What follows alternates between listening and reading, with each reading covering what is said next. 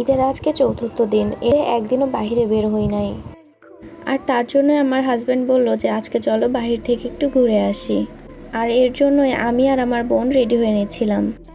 আজকে আমি, আমার বোন, আমার ভাই আর আমার মেয়ে যাব, আমার ছেলেকে নিয়ে যাব না।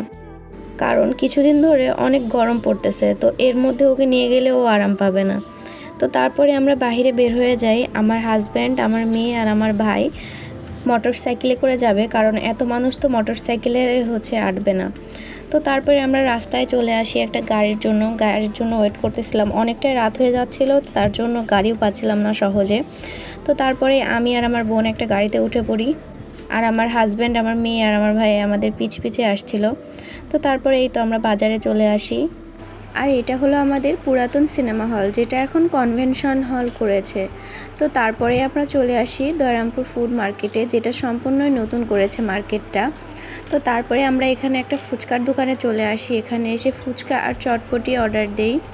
তো এখানে চটপটিটা আগে দিয়েছিল, এখানে আমার হাজব্যান্ড আর আমার ভাই চটপটিটা খাচ্ছিল। এই তো তারপরে আমাদের ফুচকাটাও চলে আসে, আমার আর আমার বোনের। আমি যতবারই ফুচকা খাই না কেন, আমি এই দোকান থেকেই খাবো। আমার এই দোকান থেকেই ফুচকা কেন জানি ভালো লাগে, আমি অন্য কোনো দোকানে ফুচকা খেয়ে মজা পাই না। তো তারপরে আমরা ফুচকা খাওয়া শেষ করে চলে আসি পাশের একটা ঝালমুড়ির দোকানে। তো এখান থেকে ঝালমুড়িটা নিয়ে আমি আমার হাজব্যান্ডকে দেই প্রথমে টেস্ট করার জন্য। আরও খেয়ে বলে যে টেস্ট হয়েছে সুন্দর। তারপরে আমার মেয়ে এখানে একটু চটপটি টেস্ট করতেছিল।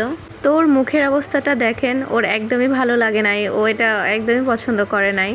তো তারপরে ও চটপটিটা রেখে আমার কাছে আসে আমার মুড়ি থেকে ছোলা খাওয়ার জন্য। ও ছোলাটা অনেক পছন্দ করে, ও মুড়ি খায় না, তো ছোলাটা অনেক পছন্দ করে।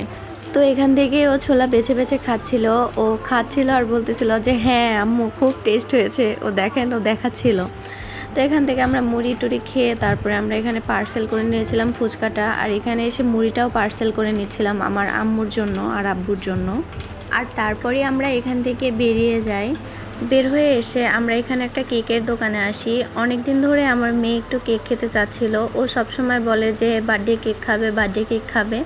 তো তার জন্যই আমার বোন ওর ঈদ সালামি থেকে ওকে কেকটা কিনে দিয়েছিল। তো ও যাই দিয়েছিল, তারপরে আমিও কিছু অ্যাড করে আমরা একটু বেশি করেই কেকটা নিয়ে গেলাম, কারণ আমরা বাসার সবাই মিলেই খাবো। তো তারপরে আমরা এখান থেকে কেক আর কিছু আইসক্রিম নিয়ে বাসায় চলে যাচ্ছি। আর আমি ভ্যানে ওঠার আগে একটা কোকাকোলা কিনে নিয়েছিলাম। তো ভ্যানের উপর যাচ্ছিলাম আর কোকাকোলাটা খাচ্ছিলাম। তো তারপরে এই তো আমি ভ্যানের উপর থাকতে থাকতে অর্ধেকের বেশি আমি খেয়ে ফেলেছি। আর এই তো আমরা এসে দেখি রাস্তার ওপর আমার ছেলে আর আমার আম্মু দাঁড়িয়ে আছে। বাসায় আসার সাথে সাথেই আমার বোন খুবই তাড়াহুড়ো করে কেকটা কাটার জন্য।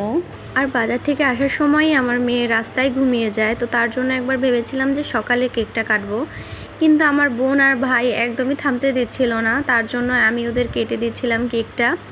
তো এই তো আমি ওদেরকে কেকটা কেটে দিলাম টেস্ট করার জন্য। আর এর সাথে আমি একটা ড্রিঙ্কও নিয়েছিলাম। তো আজকের ভিডিও এই পর্যন্তই। আপনারা সবাই ভালো থাকবেন। আসসালামু আলাইকুম।